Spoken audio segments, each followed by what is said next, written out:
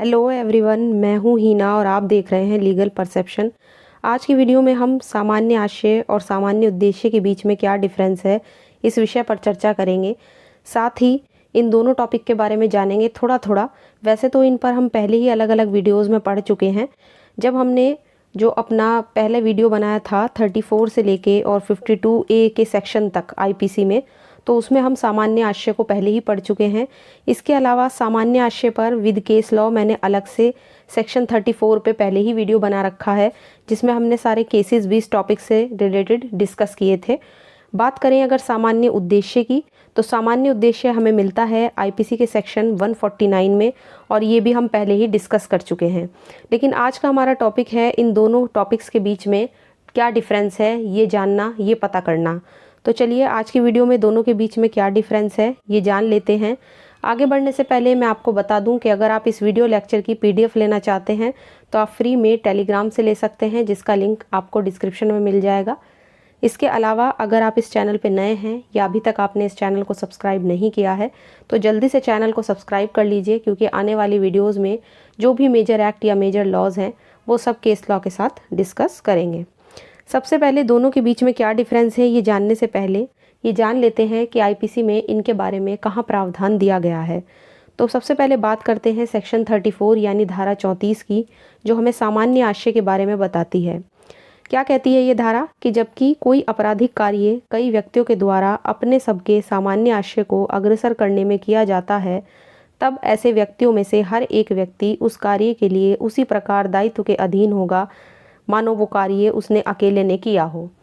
अगर यहाँ पे अब इसको पढ़ के हमें ये क्लियर हो जाता है कि मान लीजिए कोई क्रिमिनल एक्ट है और वो कई पर्सन्स के द्वारा, कई व्यक्तियों के द्वारा सामान्य आशय यानी कि कॉमन इंटेंशन को फॉलो करते हुए किया जाता है, तो ऐसे व्यक्तियों में से हर एक व्यक्ति जो उस काम को करता है उसी तरह से लायबल माना जाएगा मानो वो काम उसने अकेले ने किया हो, उसी तरह से उसको लायबल ठहराया जाएगा।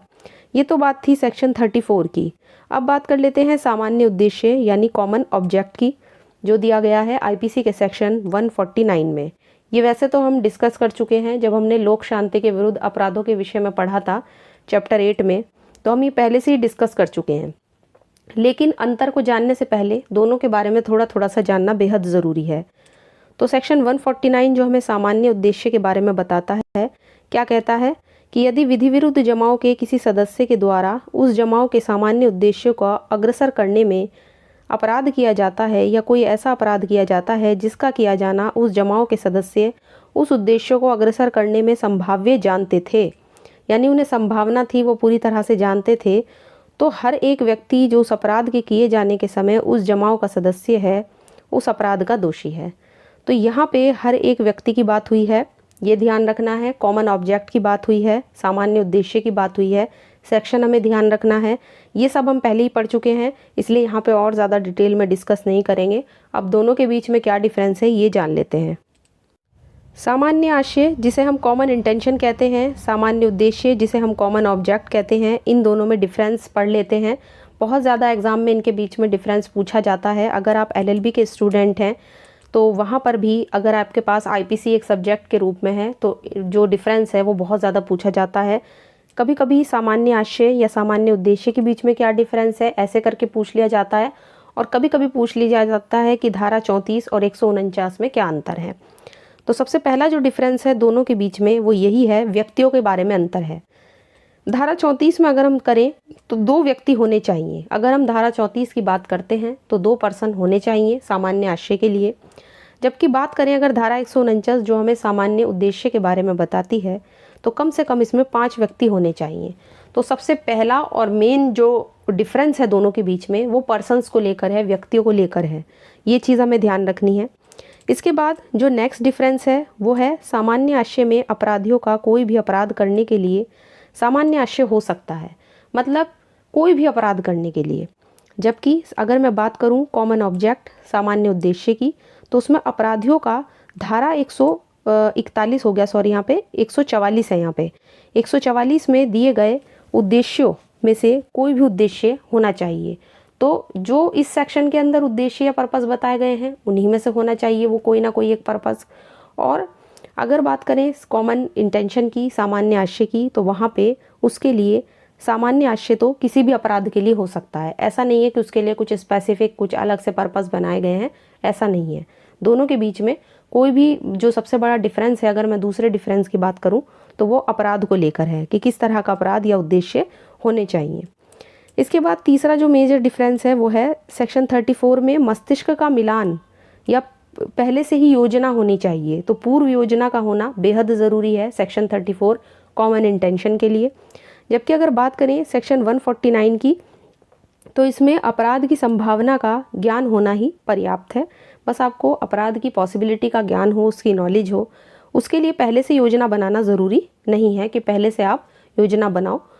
इसके बाद आता है सेक्शन 34 में शारीरिक और मानसिक कार्य दोनों होने बहुत ज़रूरी हैं। मानसिक का मतलब आपने पहले से ही प्लान बनाया हो उस चीज़ को लेकर जो अपराध आपको करना है, और शारीरिक का मतलब आपको उस एक्ट को करना है।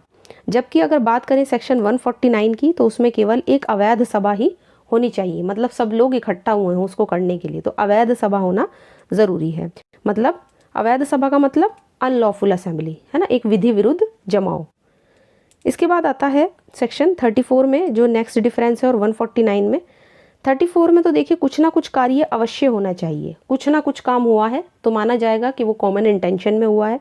जबकि अगर धारा बात करें 149 की, तो वहाँ पे उपस्थित रहना ही पर्याप्त होता है, यानी कि अगर कोई व्यक्ति मात्र उपस्थित है तो उसी से वो कॉमन ऑब्जेक्ट का दोषी माना जाएगा। 149 में बात हो रही है, और 34 में कुछ ना कुछ काम होना ज़रूरी है।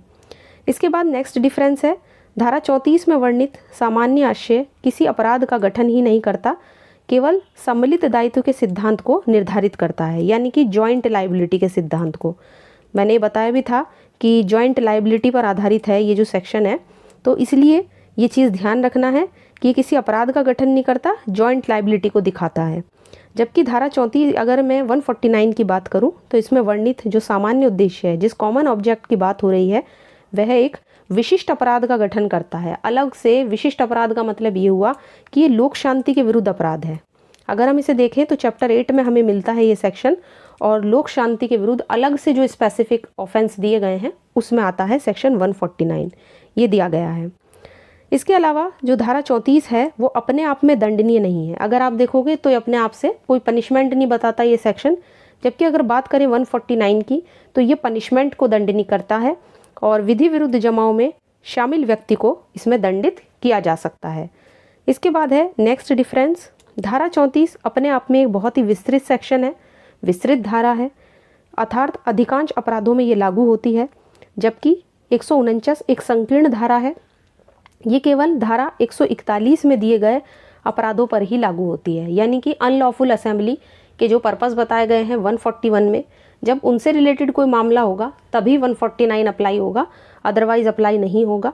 लेकिन अगर बात करें 34 की, तो 34 एक बहुत ही विस्तृत सेक्शन माना जाता है और ज़्यादातर अपराधों में यही लागू होता है। इसके बाद आता है नेक्स्ट डिफरेंस, धारा 34 में सामान्य आशय से प्रेरित होकर किए जाने वाले व्यक्तियों में केवल वही व्यक्ति दायी होगा जिसने अपराध किया है। जबकि अगर बात करें कॉमन ऑब्जेक्ट की, सामान्य उद्देश्य की, तो उसमें हर व्यक्ति दोषी ठहराया जाता है, हर व्यक्ति जो विधि विरुद्ध जमाव का सदस्य होने के कारण सामान्य उद्देश्य में अपराध करता है। तो ये चीज़ हमें ध्यान रखनी है कि धारा 34 में केवल वही व्यक्ति दोषी होगा जिसने अपराध किया है, अकेले उसकी लाइबिलिटी जाती है। बट अगर बात करें 149 की, तो इसमें हर एक व्यक्ति दोषी ठहराया जाता है सामान्य उद्देश्य का। तो इस तरह से आज की वीडियो में हमने धारा 34 और 149 में क्या डिफरेंस है ये पूरा डिस्कस किया है, ऑल ओवर डिस्कस किया है। दोनों सेक्शंस काफ़ी इंपॉर्टेंट हैं। 34 पे तो मैं पहले ही केस लॉ के साथ अलग से डिस्कस कर चुकी हूँ, केस लॉ के साथ हमने अलग से एक सेपरेट वीडियो बनाया है, नहीं देखा है आपने तो आप जाके चैनल पर देख सकते हैं। इसके अलावा 149 लोक शांति के विरुद्ध अपराधों से संबंधित थी, ये भी हम जब चैप्टर 8 हमने डिस्कस किया था तो उसमें हम पूरा डिस्कस कर चुके हैं।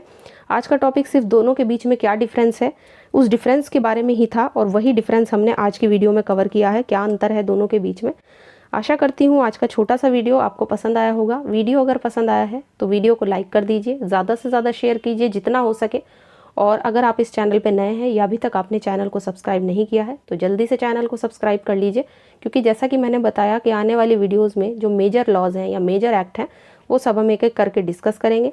साथ ही अगर आप इस वीडियो लेक्चर की PDF लेना चाहते हैं तो आप फ्री में टेलीग्राम से ले सकते हैं, जिसका लिंक आपको डिस्क्रिप्शन में मिल जाएगा।